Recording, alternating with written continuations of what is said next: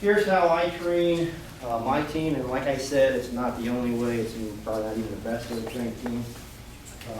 I have a sales and marketing class that I broke off of my ag business class. So instead of teaching ag business management for a full year, I teach ag business, like economics, for a semester. And then I teach ag marketing, like commodity marketing, and salesmanship another semester. And I teach that in the fall. I used to teach it in the spring, and we had ag sales in the spring. But ag sales is now in November, so I can get it done before then in the fall. So I'm just going to share with you, and I know you guys just want ideas. And you might have some good ideas for me too, but I'm just going to share what I do, and maybe you can learn something from it. You have a white packet like this that I got from this. Have you ever seen this? I don't know where it is anymore. I tried to find out where it was to have them buy them for the participants here. It was probably coming in active, wasn't it? I looked it up and I couldn't, it's probably out there somewhere. It's Acro published. I couldn't find it on their website. But I can give you that. It's Acro Publishing. This says it's out of Vancouver, Washington. How do you spell that? This is an old book, but man, this is good stuff. How do you spell that? ACRO, Acro Publishing. Excellent reference. I think it might even be in the reference in the rules. That's where I got this sheet. Okay, all these copies. And what I do in class is I gave you every copy that I use out of the book in my class. And there's more in here. There's more information in here that you can use in discussion. There's even examples back here in the back of the book. And if you can get the book, I'd recommend getting the book. If I could have copied every page, I would have. But I would get the book if you can find it. And I asked Jess to look for it too. This is what I've used out of the book. And then I used my own PowerPoints that I made to go through this stuff. The first week I introduced them to sales. And maybe most of you don't know my background, but I like sales. I own and operate 3 different companies of my own. They're little. Okay, I'm not a millionaire or anything. We run a lawn care business. I run a produce farm, and we also sell our own family popcorn year-round. So we got 3 little businesses at home, and I'm in sales all the time. So I enjoy talking to students about real-life activities. I know some of you have probably been in sales too, and you can use that. So I introduce them to sales and tell them where I've been and tell them where people that I know and how they do things. And then we get to actually going through these sheets. We talked about pre-approach, approaching the customer, identifying customer needs, and I'll go through these sheets with you. They fill these out in the classroom. I have them fill these out while we're talking about each area. We might spend 2 days on features and benefits of their product. But the first thing they do, if you look at this sheet, they pick a product at the beginning of our sales unit. Every student picks a different product. It can be one they made up. It can be one that they find on the internet. Okay? The girl that went in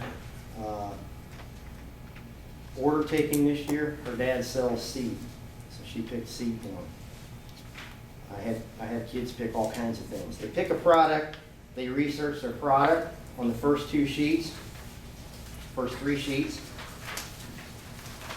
Then we go through approaching the customer. How you approach the customer. I go through a lecture in class. And if you go to the page that says approaching the customer, you can see that there's 6 different approaches in sales that they can use. So we talk about all the approaches. And believe me, when you do this in class and everybody learns about it, they do better on the test, because they're going to see these questions. So we go through all the approaches. They figure out approaching the customer for each one. They write an example on this sheet. These are their notes. They write an example on each sheet, on each approach, how they can approach the customer with their product. So everybody in the class is different. Then if you turn the page, we go through determining customer needs. We're identifying customer needs. That's basically a page with a bunch of lines on it.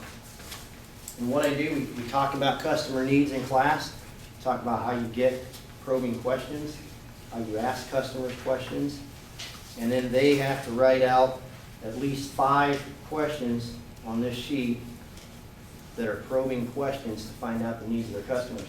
And I tell them they can't be yes or no answers. Okay? Which is hard for some high school students to write a question. It's not a yes or no answer. Because if you know anything about ag sales, a yes or no answer usually doesn't get anywhere unless it's do you want to buy the product. Okay? So I require them to write 5 questions here to get the needs, no yes or no's. If it's a yes or no, I make them rewrite it. Okay? We spend a good day on that, working on that. The features and benefits, I talk about what things they want to highlight in their product, because this is the main part of their presentation after they find out the needs. They answer these 3 questions. If you turn the page, what goes along with that is a transitional statement. They write these out. Okay? After they present their features, they've got to transition into try to making a sale.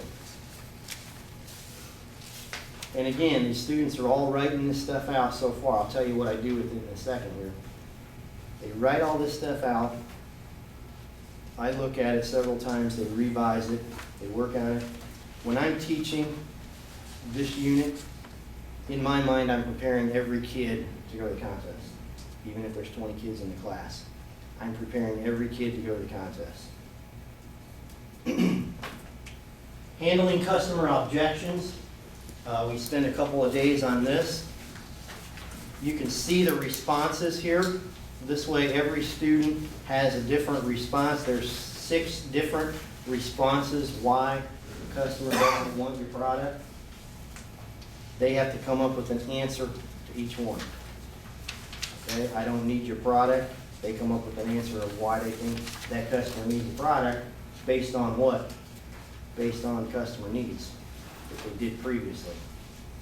Okay? And then probably one of the most important parts is closing the sale. And when I have the kids give me a sale presentation, it's usually me and another judge in the room, in the classroom. Most of them struggle with this the most. Because I'm not sure why they struggle with it, but we've been through it. You can see that there's 8 different closes they can use, but they always struggle with finishing off the sale, because as soon as they ask me for a sale, I'm pretty hard on them. I'll give them another objection. Well, I'm still not sure that I need your product. And some of them will give up and say, okay, I'll see you later. But I make them close the sale. Okay? That's important. And I'm not going to describe all these closes today. You can look them up or teach them, but there's all types of different ways to close a sale. Here's what they do then. After we get through this, they take this and make a portfolio for me. Okay? Everything they've written out in class, they make a typed sales portfolio for their product. And they also put in there flyers that I also assign them to do a flyer on their product. I assign them to do business cards. I assign them to put together their presentation, like I showed you before, what they're going to do when they walk in and sell the product. And they have to have a cover page, kind of like a research paper. They did a research paper and they didn't even know it. They put it together, okay? So they put together a portfolio and they turn that into, and then after they turn in the portfolio, I make them do a sales presentation to myself and another judge that I usually bring in from the community. Come in, I set it up in the ag shop, they come in, they sell their product. It takes usually 3 days for the whole class to get through because I give them an 8-minute slot. They sell their product, I judge them with the score sheet, and then I go back and evaluate this and their product for their sale.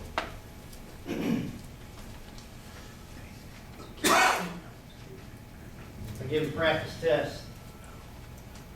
One practice test a week. This is about a 6-week unit.